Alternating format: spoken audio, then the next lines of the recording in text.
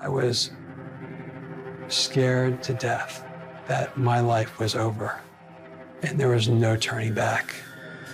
February 28, 2008.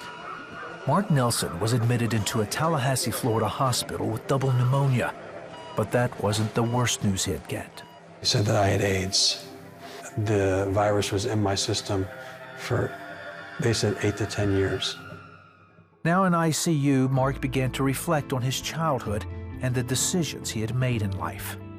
Growing up in a church-going middle-class family, he had most everything he needed, except the attention and affection of his dad. I was looking for that connection to a male figure that could give me some affirmation that I was doing something right. He did find a father figure in his youth pastor at church. At 13, Mark was doing his best to stand out and be admired. He did get kind of like arrogant, you know, to some extent, and proud. I would actually tell other people that I knew more than them, that I was better than them, that God loved me more than them. Seeing the strife and division Mark was causing, his youth pastor pulled him aside and chastised him. I thought he was rebuking me as a person, and so when I left that youth group that night, I was weeping and just hurt, deeply hurt. Now, instead of spending all his time at church, Mark found another crowd. He started drinking and doing drugs. Then he got into pornography. I had to find other things to really fill that wound.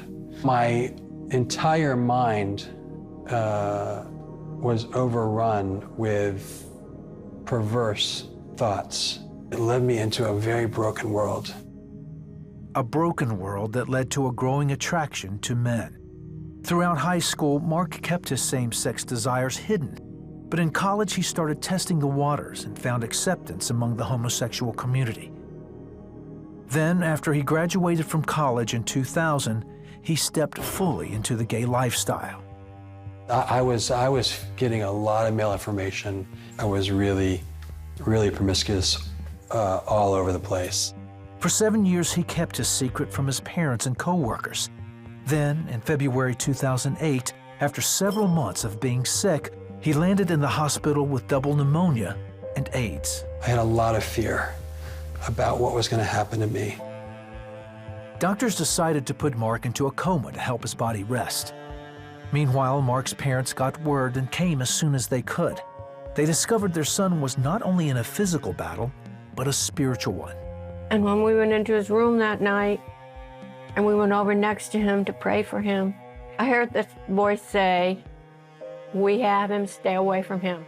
Doctors gave Mark's parents little hope as his health continued to decline. I knew the Lord did miracles, you know, and we started praying right away. I was reading the Bible all the time, and every place I went, I wrote the scriptures down that God gave me, and then I would say them out loud, and I would proclaim them. For the next several weeks, family and friends prayed around the clock. Then on Easter weekend, Mark coded. I started seeing scenes of my life just flashing before my eyes. And I knew that they were all based off my years of living in homosexuality. It went complete darkness again. Slowly, I started hearing these screams and cries for help. And then I started feeling these kicks and these punches, these physical blows to my body. And it was overwhelming me, and I got to the point where I couldn't really take it anymore. And I cried out, "Jesus!" And immediately my soul re-entered my body. I just thank God that day with such depth for what he brought me out of.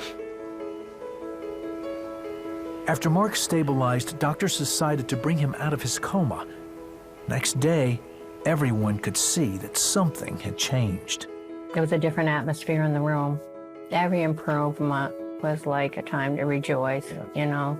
My same-sex attraction left me that night in the hospital. The afternoon of Easter Sunday, I started getting stronger. I was becoming less and less dependent on oxygen.